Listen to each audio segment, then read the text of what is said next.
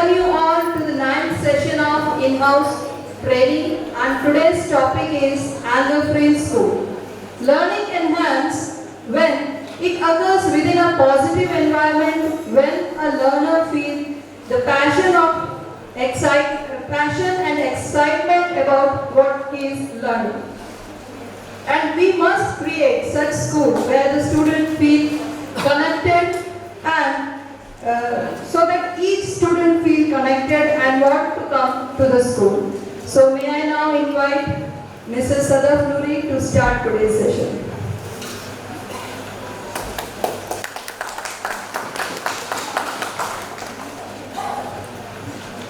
Thank you so much, Vincy ma'am.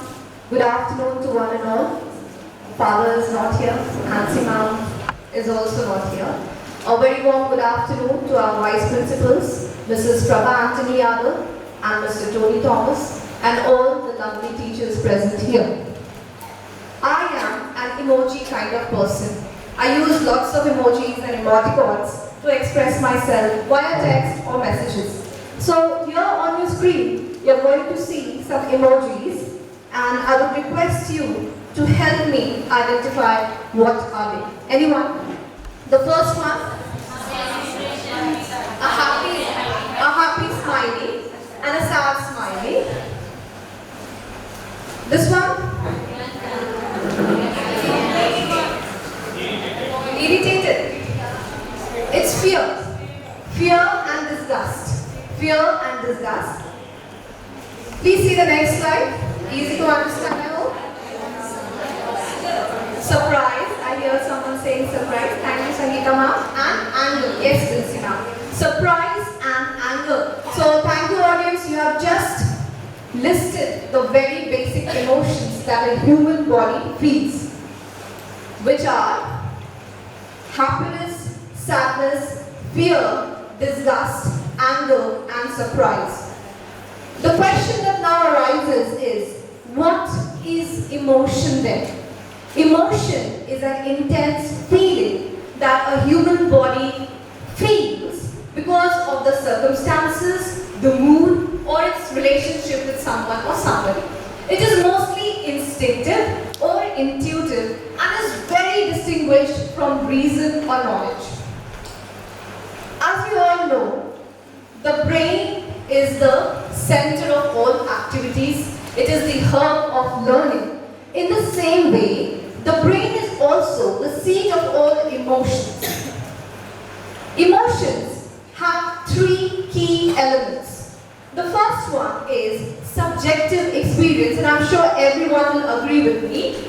These experiences, the subjective experience that triggers a certain emotion, varies from person to person. Something that makes me happy might not make Amit sir happy. So emotions are very subjective. And the moment we feel a trigger or a stimulus, our body experiences a physiological change, a physiological response. Even without we knowing it, the body understands the emotion, the trigger, and releases a physiological response, which in turn affects our behavioral response. It can be verbal, it can be physical. And these emotions are broadly categorized into primary emotions and secondary emotions. So all these emotions and feelings which you just now identified are the primary emotions, and rest all other feelings are stemming out of these very basic emotions. Let us now circle back to the topic, anger, the emotion in discussion today. What is anger? Anger is an intense feeling of displeasure, and it often gets, intensified, and we see impulsive outbursts of hostility and rage. This is what is a dictionary definition of anger. My next question is, dear teachers, as a person, as a teacher, we all are spouses, all of us are daughters and sons, we are son-in-laws and daughters-in-laws. What makes you angry? Can we have volunteers, please? What makes you angry as a person? Disobedience? Okay, I think everyone will agree to that. Disobedience makes us angry. Tony sir, what makes you angry?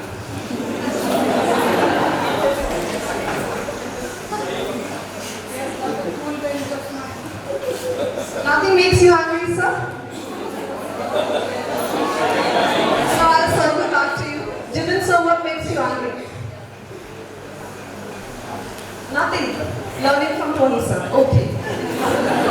Alright. I have just listed a few very common ones, and I hope some of us will agree to this. You know, you're late to school, you're rushing, and you have this, you have the parking spot. The moment you reach there, somebody else has parked it. Does it make you angry? I'm clubbing annoyance, irritability all under the same head, anger. Does it make you angry? Sometimes. Okay, very okay. Janaki ma'am agrees it makes her very angry when somebody takes a parking spot. Note to all the other teachers. When we are in a public space and somebody has no civic sense and they leave the chewed gum right on the table or the chair and it destroys the new sari or a dress, how do you feel? Disgusted and angry, of course. Those who are parents, how do you feel when your child acts out in public? When they do what exactly you did not want them to do? You disown them. Another classic example is, when you change your cue, because that was moving faster, but the moment you change the cue, it gets held up. And the other cue which you left has already, reached the person who was behind you. Makes us angry, right? Now, as a teacher, this is something that would definitely make me angry. Not a classroom, but a fish market, right? When we lose the control of the class, when the lesson plan is not going according to what we had decided, some disturbance comes. Yes, we do feel angry when the students don't listen to us. As Sujata ma'am said, disobedience. What about this? Very good at disruptive behavior. A student who sits like this in the class, no matter how many times we tell them, to correct their posture, it does make me angry, at least. I hope it does make you angry too. This one, we keep telling our students, no, ask me 5 times, 6 times, I'm going to tell you what I'm teaching. But when you have given your everything, 100% or let's say 99.9%, and suddenly the student does not, what are we doing in the class? You have repeated the instruction 3 times, maybe 5 times, and still they have a question, no, ma'am, what are we doing in the class? It naturally upsets, us, makes us angry. I want to share something with you. The other day, I have a student in my class, he's an introvert, does not speak much. Suddenly he stands up and says, ma'am, please ask that boy to stop doing what he is doing, otherwise I'm going to thrash him. The word that he uses, I'm going to thrash him, is already under my radar. First of all, my teacher brain is confused. How is this introvert kid standing up and saying that he's going to thrash the kid? Secondly, I'm worried. What is this expression of anger? How can this boy feel that it is okay to stand up and say that, madam, I'm going to thrash this child? So, naturally, I wanted to know more what happened, what resulted in the situation. I asked the child what happened, explain yourself, because you are not the kind of person who speaks such things in class. And he says, now I'm sitting trying to concentrate, and behind me this boy keeps poking me with his pen. Every time I ask what happened, he says, I need this, I need that. So it is disturbing me. And now I have, made a decision. The next time he pokes me, I'm going to thrash him. So I asked them to spread an olive branch. The matter was settled. Another class, another example. 5 seconds into the class, I write the topic, idioms and phrases. It was an arrangement period. Very happy to see some common faces in the class. 5 minutes, I just write it, 5 seconds, I wrote down the topic, I turn back, I see 2 boys. One with a guilty face, the other with a chipped tooth, the front tooth chipped. Now, I'm curious what happened, I'm worried also. So I ask him what happened, and the child says, ma'am, he sits on the window side, I sit on the other edge. Every time he has to go out, I have to get up from my seat. And this time, while going inside to his seat, he was taking too much time. So I pushed him. For the child, it was okay to make the action faster and for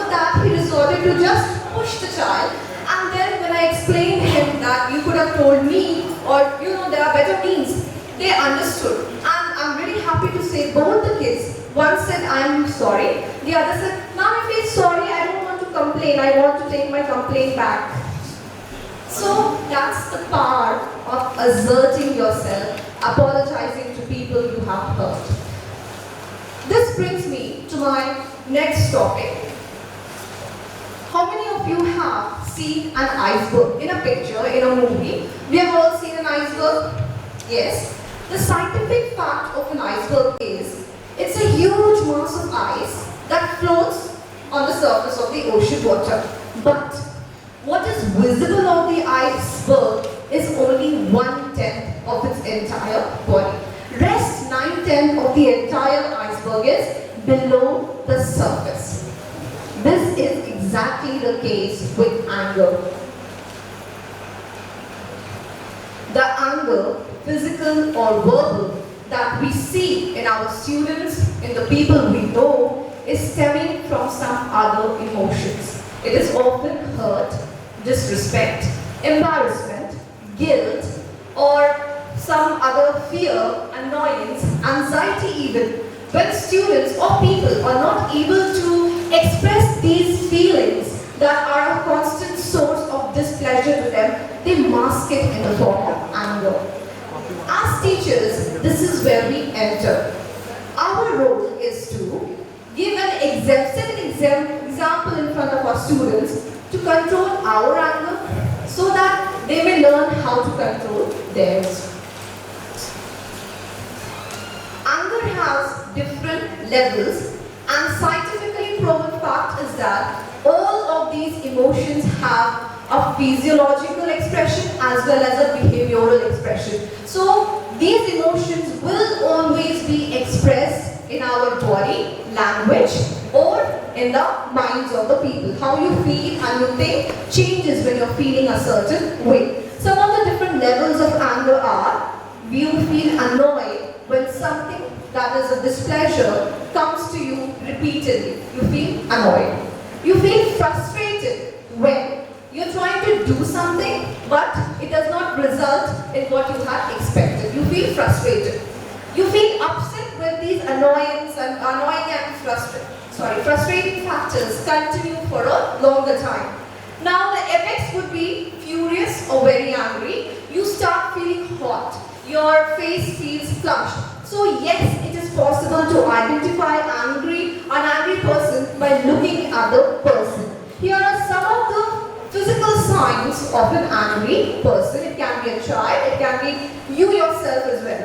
So when a person is angry, their jaws become clenched, the fists are clenched, heartbeat increases, you're breathing rapidly, you might be hurling abuses or insults at people just to release that anger. Your fists, they're lashing out, your voice raises in volume. All these are different physical signs of anger. Some people even start sweating excessively when they are very angry. So what do we do when our students feel this angry inside the classroom in front of us?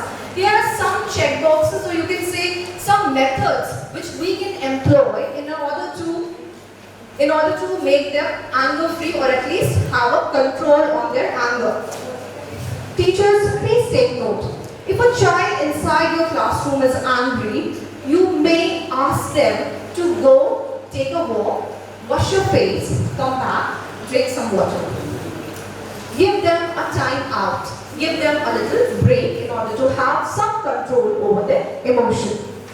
If they have some stress relieving method, we have Rubik's Cube, we have fidget spinner, even painting and music works as some stress relievers for many people. You can ask them to do that. One simple activity is pushing against the wall. I'm not saying fisting the wall, bumping into the wall. No damage to the person who is angry or the person who has made him angry. Just pushing against the wall, releasing, channeling all that anger into an inanimate object that wouldn't be damaged or hurt, like a wall or the floor. Some people also resort to scribbling on the paper. They scribble on the paper, then crumple it and throw it. This is a stress reliever or release of anger for many people, and we also can do this. Why are students so happy during the PT period? I have noticed this because it helps them exercise, play, have a fun time. So when somebody is feeling angry, let them channelize that anger into some other source, into some other area. Distract them. Give them a work and activity that will keep them engaged.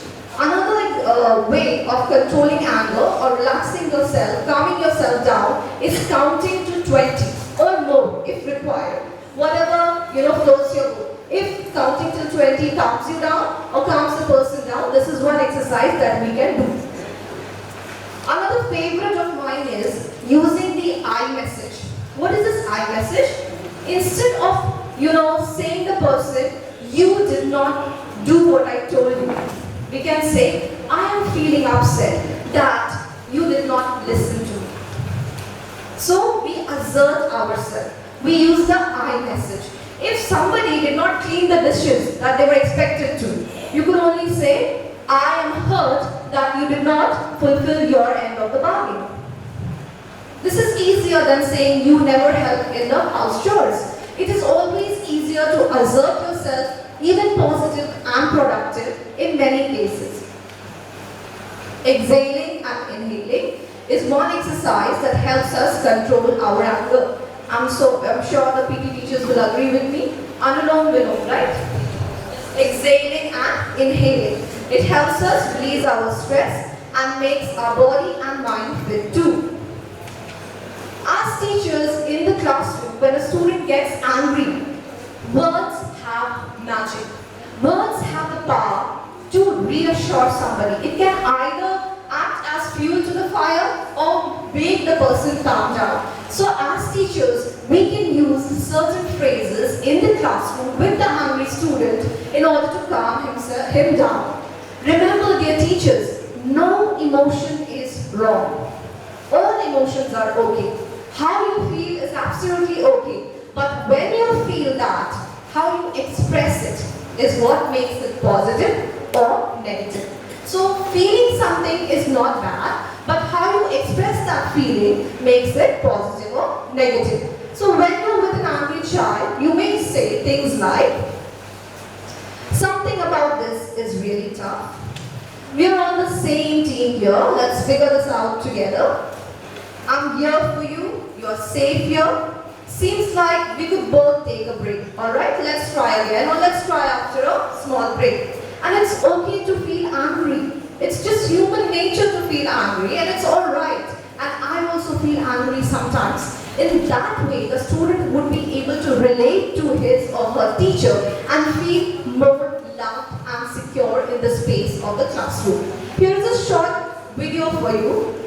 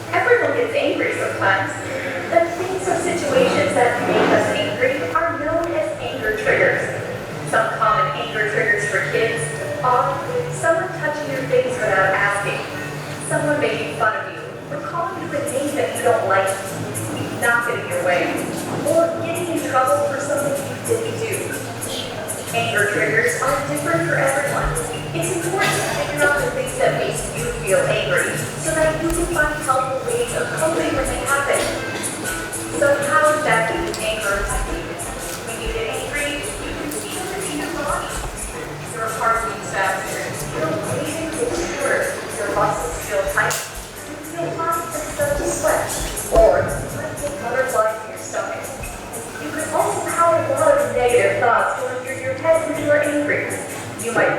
yourself, this is so unfair. I'm not going to let them get away with it. Or, I should get that person for what they did to me. Anger can also lead to poor behavior choices as well. It can make you react by name calling, using bad words, talking back, destroying property, or in some cases, trying to hurt yourself or the other person. Not being able to control your thoughts and behaviors when you get angry can get you in trouble and can hurt your relationships. Feeling angry isn't a bad thing. All feelings are okay. Anger becomes a problem when you cope with it in a way that hurts you or others. So here are 4 things you can do to start coping with your anger in a positive way. Number 1, respond instead of react. For some people, when an anger trigger occurs, they do something about it right away. This is called reacting. When you react, you usually don't think about the consequences and you end up doing or saying something hurtful. Responding means that you are taking time to figure out the best way to handle the situation, one that won't get you in trouble or hurt yourself or others. So the next time you feel yourself getting upset, stop and think it through instead of reacting to it right away. Number 2, calm your body down. Remember all those things that can happen to your body when you feel angry? It's important to find ways to get your body back to being calm. Deep breathing is something that is helpful to most people. You can also count to 10, go for a walk, listen to music, draw, or play a game. All of these things are helpful in keeping your focus away from your anger and giving you time to calm down. What things do you do to calm your body? Number 3, use positive self-talk. Positive self-talk is when you say helpful things to yourself to get your feelings of anger to go away. These statements can help you make a better decision. Some things you can say to yourself are, just let it go. It's not a big deal. As long as I'm calm, I'm in control. Or, is this person really worth it in trouble for? When you have these positive thoughts, you make a smart decision about how to cope with your anger. Number 4, share your feelings. When you're feeling angry, it can be useful to share your feelings with the other person. When you do, they might apologize, stop their behavior, or maybe you do things to help you calm down. Usually, feel angry or experiencing other feelings as well. For example, if someone instructs you to trip and fell in the hallway, you might be angry, but you may also be feeling embarrassed or shy. It is helpful to share these other feelings with the person in a calm and respectful way. This gives you the best chance of having that person actually listen and care about how you feel. There are 3 rules to remember next time you are feeling angry. Number 1, don't hurt yourself. Number 2, don't hurt others. And number 3, don't destroy property. Instead, use one of the helpful coping skills you learned today. I hope that was audible to all. Let's circle back to the topic, anger-free schools.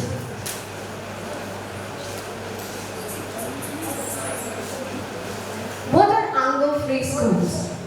The CBSE has asked all its affiliated schools to become anger-free zones. What is anger-free zone? It is not just the teachers. It's the teachers, the parents, and even the staff from the administration who show control over their anger and set an example for the students so that they understand the importance of becoming free from anger. Why do we need anger-free schools? Because when our children become free from these negative emotions of hurt, disrespect, they achieve their maximum potential. They learn effective skills. And you may say that what is causing anger in these students? Apart from their peer bullying them and other emotions that we have already discussed, it may so happen that our students may, some of them, come from dysfunctional families. As Shakti ma'am yesterday told us, that we cannot club all the students under the same umbrella. We cannot judge them on the same parameters because they are different. Each child is unique. And and what environment they come from, what nurturing they're receiving at their homes is a big factor in their emotional well-being. So once we get free from anger, we become physically more agile, emotionally more wealthy, and spiritually more productive. Today the students might be driving us to insanity, but one day when they're all grown up, they'll remember the teachers that never gave up on them. Now, dear teachers, based on the shape that our reaction takes, there are 3 types of anger. The first one is passive anger.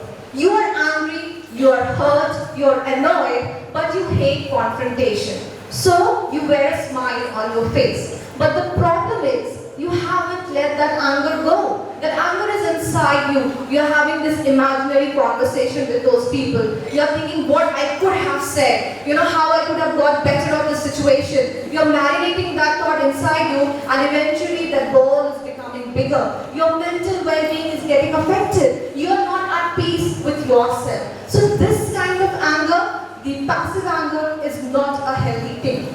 This is not at all something that you should practice.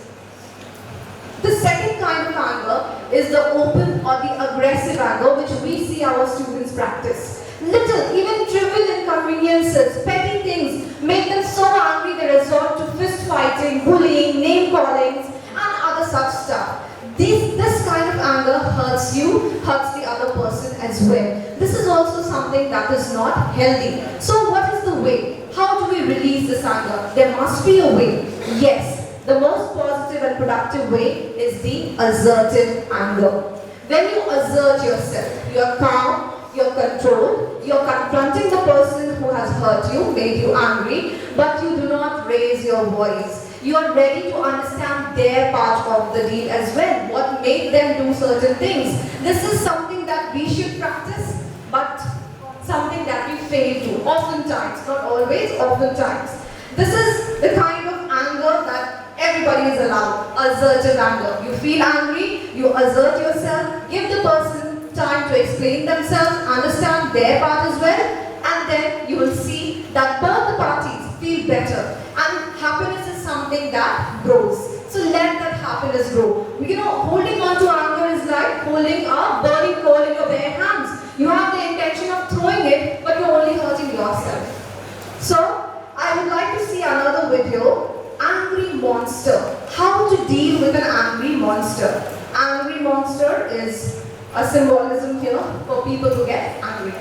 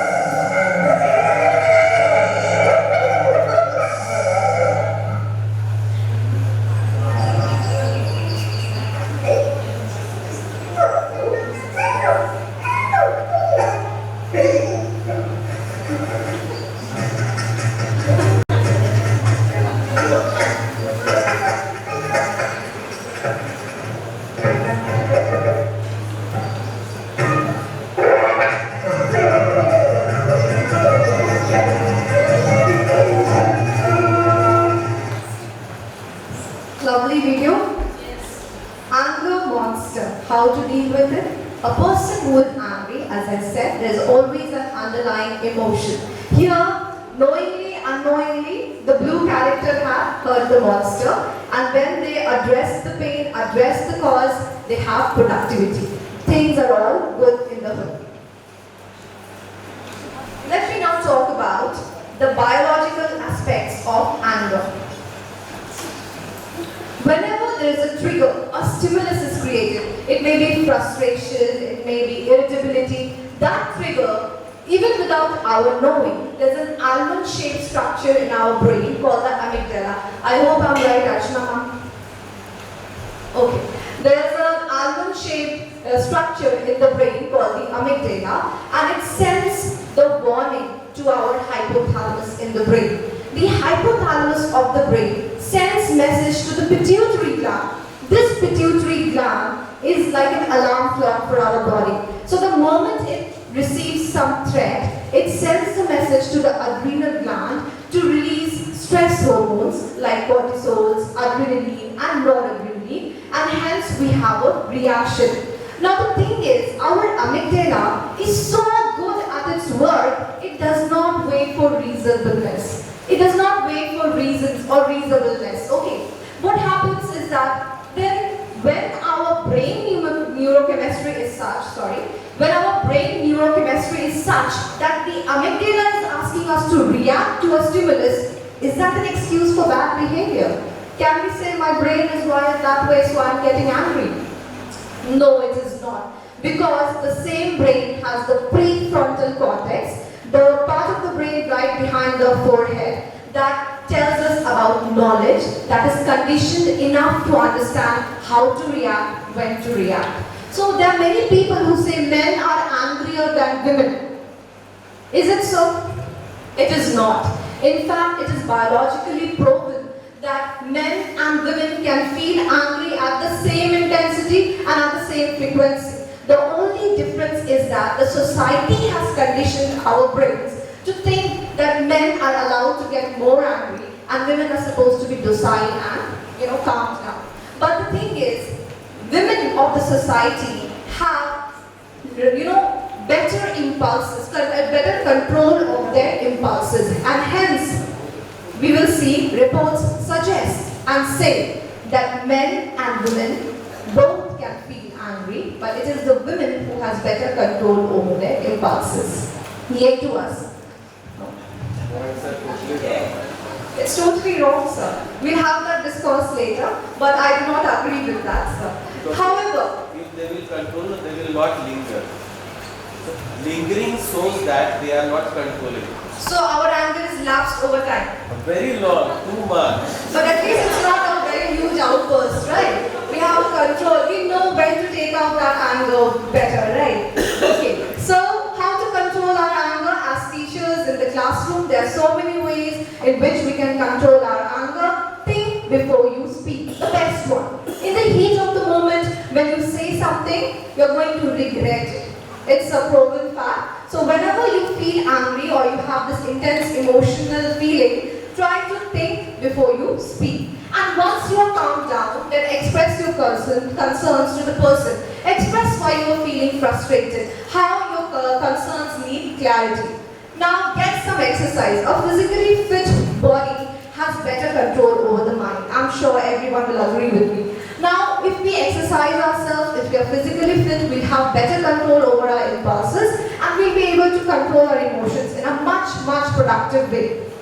Take a time out. It is not just the kids who need to go out in the playground and do something creative and take a time out. We as teachers, we as adults also need a time out because we burn out. We take so much stress on so many things. We have so much on our plates that we burn out, and it is important that we take a time out and take some moment out from your busy schedule to do something that you love. Read a book, listen to music, do your gardening, anything that makes you feel better, relaxed and calm. Identify the possible solutions. So, resolve the issue. We just saw the angry monster. We must resolve our issues and we must stick with I statements as I discussed earlier. If you have some issues with somebody, instead of saying you did this, you are like that, it's better to say I feel this way. I would feel better if you do things in a certain way. So the I statement helps save the relationship also and keeps you better composed as well. Do not hold grudges, because holding on to a grudge is like drinking poison and expecting the other person would get sick. You're holding that grudge, it's getting large and turning into a ball. You're swallowing bitterness day after day. You are destroying your peace of mind. So don't hold grudges. If you're saying, okay, I will forget and forgive, actually forget and forgive. Use humor to release tension. Humor is something that acts as an icebreaker, as a continuation of a conversation. But please do not use sarcasm in your humor. That is going to accelerate the anger. Whatever damage you are trying to, recover from, the damage will be further accelerated. And practice relaxation skills. This goes similar to, calming yourself down with exercises. Practice relaxation skills, but know when to seek help. Sometimes anger is a clinical issue. There are some people who are not able to control their anger no matter what. So you have to identify, are you under that category? Do your impulses are not under control? Do you have rage and outbursts and hostility? Do you resort to those things? If yes, and if it's on a repeated scale, then please seek clinical help. One final video. I hope you enjoy this. Through this video, I want to tell all of you that our brain is malleable. We can train our brain to think in a certain way, to behave in a certain way. It might not happen in one day, but with repeated practice, we might be able to achieve it. So please look at this video.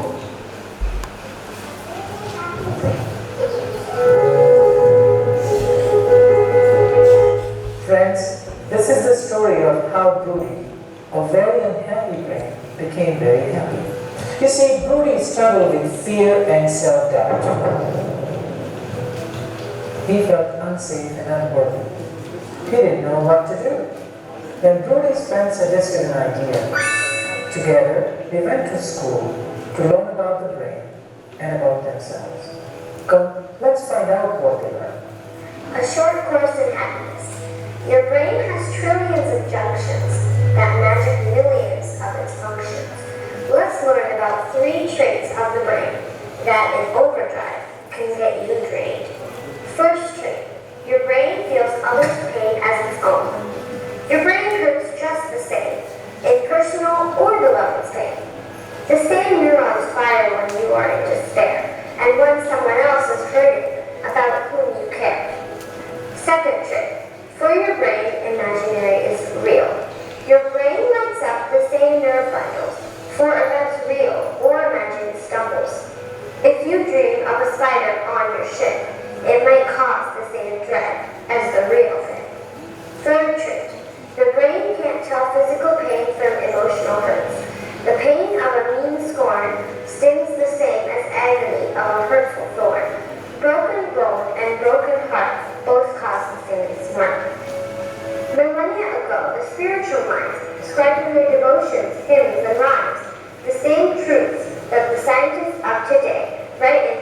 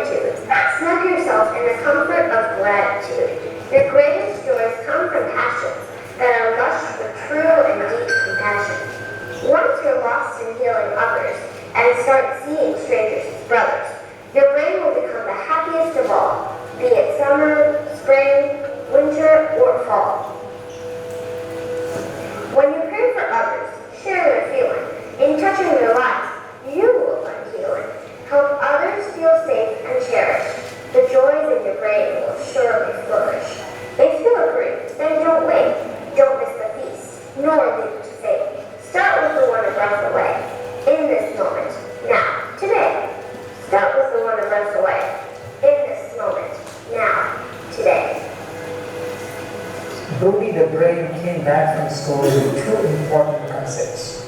First, seeing others in pain, physical or emotional, fires his own pain network. And second, his imaginary fears causing real damage. The school also taught him solutions to these neural predispositions through cultivating deeper gratitude and compassion. The daily practice of gratitude and compassion made Noori happier and stronger than ever. He defeated fear and self-doubt, and then felt safe and worthy.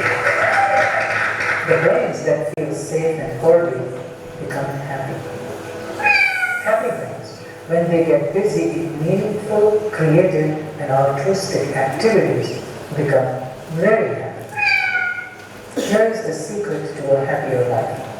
Because of the way the brain operates, the pursuit of gratitude and compassion will make you happier than the pursuit of happiness. Dear educators and facilitators, you will be surprised and glad to know that spiritual gurus like the Dalai Lama are working together with Western sciences to determine the influence of emotions in a person's mind and body. Our emotions shape our lives, not just thoughts and behavior. Emotions, as we know, are universal. The facial signals to emotions are similar across cultures around the world. We all experience 5 fundamental emotions: anger, fear, disgust, sadness, and enjoyment. There are universal triggers to emotions as well. We get angry when something blocks us, or when we think we are being treated unfairly. Thoughts are private. Please remember, the thoughts that we have are in our minds, but the emotions that we display are public. Emotions are an instant brain response. They happen to us. We don't choose them. So it is important for us to learn, when do emotions become destructive? Science says all emotions are natural and okay. We have already discussed this point. But then those emotions become destructive only when they are expressed inappropriately. So the expression of those emotions become necessary to be controlled. For example, it's normal to experience sadness when someone dies. But a depressed person is sad in an inappropriate way.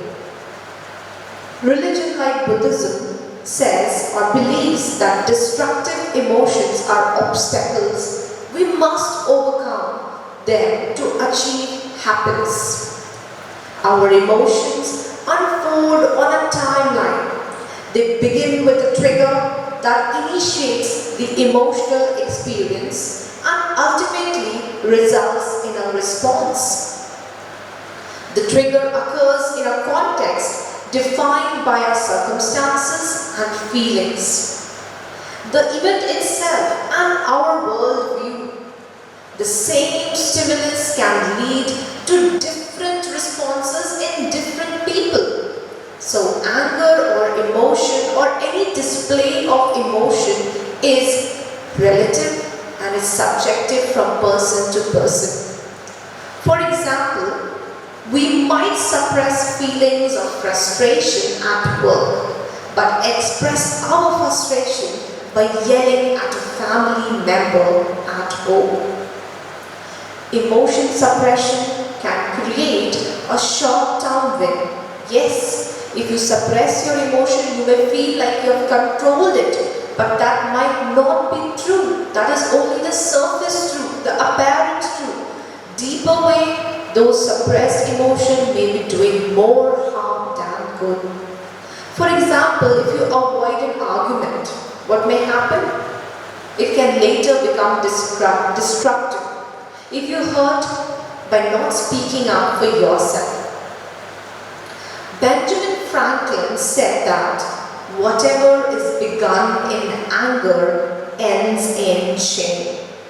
But the damage is already done. So we can't turn the clock back. So we have to understand how to control our emotions, especially anger, in order to express it in a healthy way, in a more appropriate way.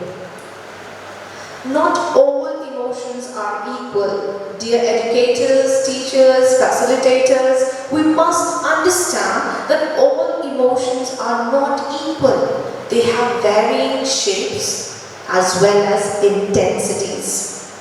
For example, annoyance is a mild expression of anger, while fury is the most extreme version of that same emotion. Here is a graph where you will see the different intensities of emotions. We have, of the least intensity, mild annoyance. Then we have frustration, exasperation. You become argumentative. Then you become bitter if you're not able to deliver your argument properly, or you think you could have answered better. And then eventually it results to resentfulness and you become vengeful. And ultimately it leads to the peak expression of anger, that is fury. Our emotional experience clouds our perception of a situation. When we are very emotional, we are not able to take a decision properly or in a very rational or judicious way. We filter people and event through our emotions. We are viewing everybody through that tinted glass of emotion, and that clouds our judgment. That stops our perception in a rational way. Your reaction can turn an emotion into a destructive one. Emotions distort our ability to think clearly, making it more difficult to choose the right response. After a destructive emotion rises, there is a refractory period. We don't let new information enter our mind. Our judgment is so clouded because of that emotion that new or cleaner emotions or ideas or informations are unable to enter our mind. Thus, we are very clouded and our brain becomes foggy and we are only thinking in a certain direction. We refuse to see the different angles of that argument. And the problem with us is that we keep rehashing those particular emotions, especially the one that triggered us, the one that made us very, very angry. We keep focusing on that particular moment, that trigger, that stimulus, and we keep rehashing our particular emotion. Let us remember, dear audience, that time and distance helps us gain clarity and make better choices.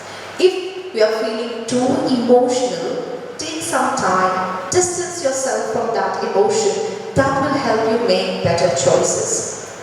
In the modern world, therapy is a term that is not hidden or a taboo any longer. So if you feel like your emotions are very extreme, therapy, mindfulness and meditation, they train our mind to shorten that refractory period that we were talking about. We learn to reflect than being blinded by our feelings. It is very important to be mindful of our situation. It is very important to grow out of our emotions. It is very important to learn from our reactions. By increasing self-awareness, we learn to pause before we respond and choose a constructive reaction. This is very important. I repeat, when we react, we must first pause and understand what we are doing. The antidote to a destructive emotion is a constructive emotion. This is my favorite. If you're feeling a destructive emotion, the best way to deal with it is create some constructive emotion in your mind, in your brain.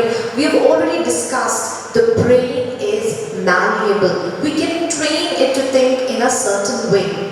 So just as we teach about physical hygiene in the interest of good health to our students, And to ourselves as well, we need to teach about emotional hygiene as well. It is extremely imperative to a good growth of a person, to a healthy growth of a person. Physical hygiene, extremely important, but so is emotional hygiene. In addition to managing destructive emotions, we need to cultivate positive ones as well. Unless we have constructive emotions within us, how are we going to replace it with destructive ones? We need to remove those destructive emotions and enter or take or focus on the constructive emotions. Although they may not be usable in the heat of the moment, we all know this, that once those trigger or the stimuli, they enter into our mind and they make us angry. It may not be possible for everyone to quickly, just start imbibing some constructive emotion. There is a refractory period that we talked about. There is some time and it takes a lot of training and practice. And remember, our children will learn from seeing us. They learn by seeing, by doing. What we do, they imbibe in themselves. So if we train our minds to take some time before we react, think before you leap. This helps us in building a positive emotion, to build a good foundation. This helps to strengthen our emotional immune system. So dear audience, what strengthens our emotional immune system? It is the ability to replace the destructive emotions with the constructive ones, with the positive ones. I'm going to play a small video for everyone. Hi friends, do you ever experience big emotions that are difficult to control? Do you ever feel angry, sad, anxious, worried, frustrated, depressed, or any combination of these stressful emotions? Today you will learn how to manage big emotions in 3 simple steps. Number 1, notice and identify your feelings. Number 2, think about coping skills you can use to feel better. Number 3, take action by practicing 1 or more coping skills. Being a kid is fun, but sometimes there are stressful things that cause your emotions to run wild. We call these stressful things triggers. Some triggers may include when you lose at a game or activity, when something embarrassing or unexpected happens to you in front of your friends, when you want to go out to play, but you have to stay in and do your chores, or even when you are hungry or tired. What are some of the things that trigger your big emotions? The first step to managing big emotions is to notice and identify the emotions you are feeling. Sometimes taking a moment to stop and think about how you are feeling is enough to identify your emotions. Other times, you might have a hard time knowing what you're feeling. If you're having trouble identifying your emotions, you can use visual tools such as a feelings chart, feelings wheel, or feelings thermometer. To help you better understand the emotion you are feeling, it can be helpful to ask yourself 3 important questions. Number 1, what am I thinking? Maybe you're thinking about how you're going to fail your big test tomorrow, or about how much you hate doing your chores. Your negative thoughts often cause negative emotions, so noticing your thoughts can be the first step to managing your emotions. Number 2, what do I feel in my body? Do you feel your face getting hot, your heart beating faster, or butterflies in your stomach? If you notice the feelings and sensations in your body, this can be a helpful signal that you need to do something to calm down. Number 3, how do I act when I feel this way? Am I arguing and yelling? Am I shutting down and refusing to talk? Am I avoiding an important task? Your actions can be another key signal, letting you know that your emotions are rising, and it's time to use a coping skill. After identifying and naming your emotions, next you have to think of coping skills you can use to feel better. It can be helpful to break down coping skills into 4 categories. Number 1, relaxation skills. These are things you can do to relax your brain and body. Number 2, distraction skills. Think of things you can do to get your mind off of your stressful emotion. The key to distraction skills is to not just escape the stressful situation, but instead to take some time to get your mind off of the big emotion, and then return feeling calm and under control. Number 3, movement skills. These are things you can do to move your body to physically release the stressful emotion.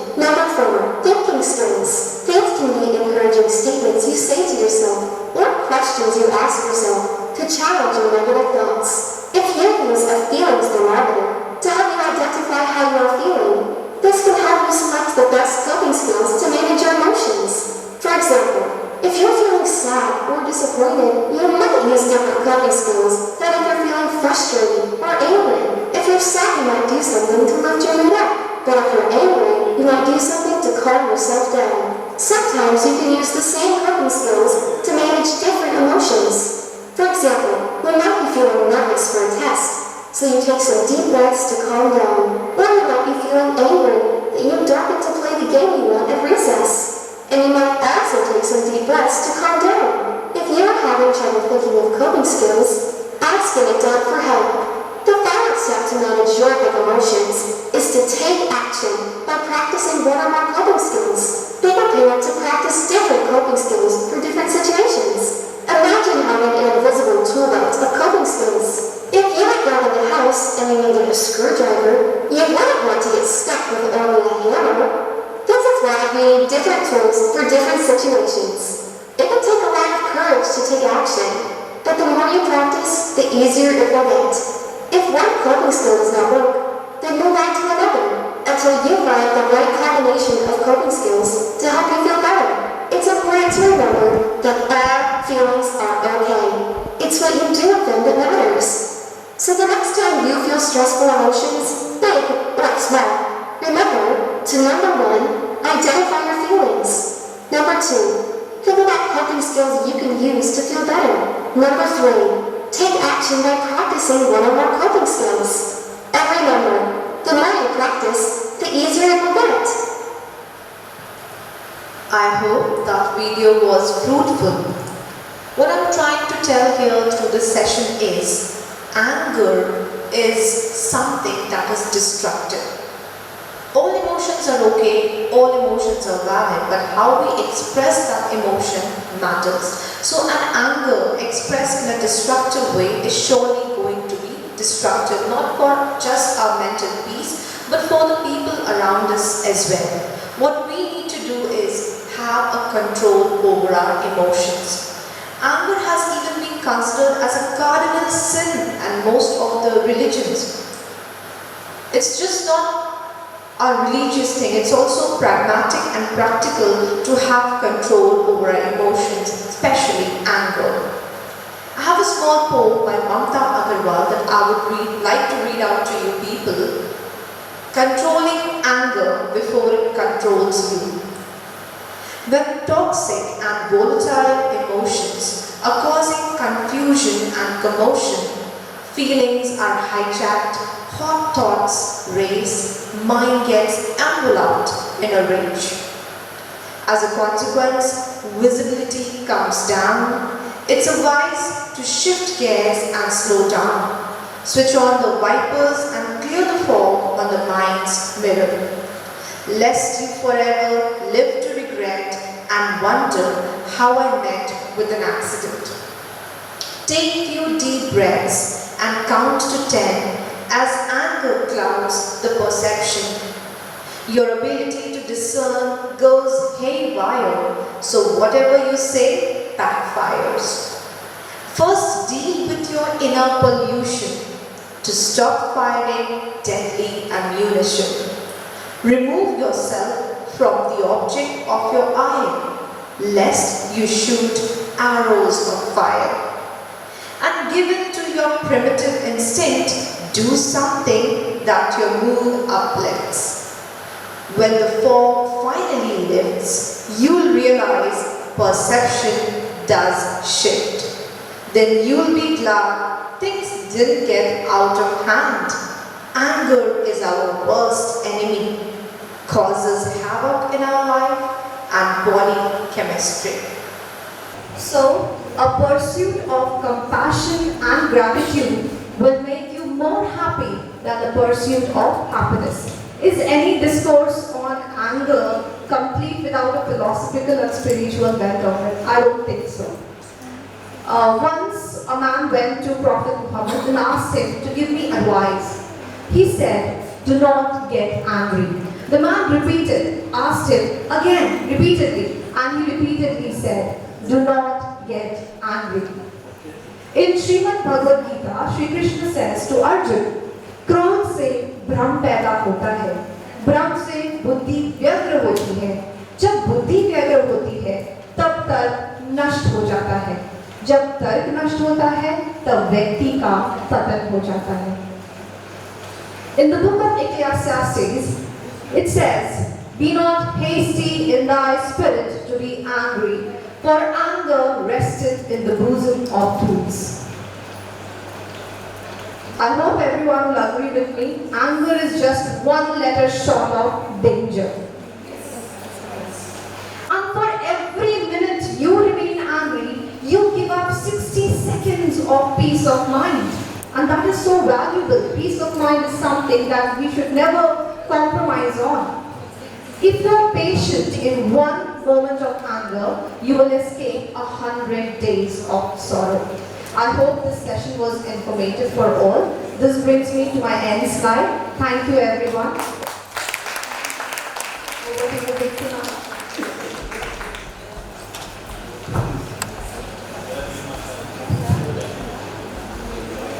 Thank you, Sadaf. This session was really meaningful, quite enriching and very helpful for every one of us. And we truly appreciate your presentation with lots of emoji.